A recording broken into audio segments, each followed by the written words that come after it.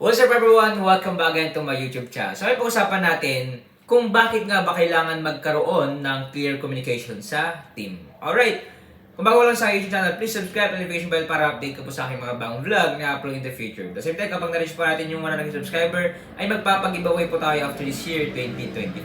Alright, ito sa ating topic. Bakit nga ba kailangan magkaroon ng clear vision or clear communication sa team? Alright, ito yung kadalasan na problema ng mga entrepreneur. Especially yung mga team, okay, nagkakaroon ng mga hindi pagkaintindihan. Ito lang naman yung aking sagot.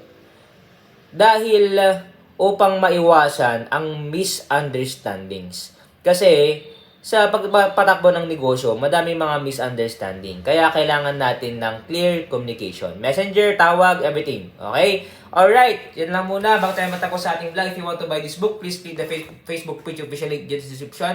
Pag-message lang po kayo. Salamat po and God bless.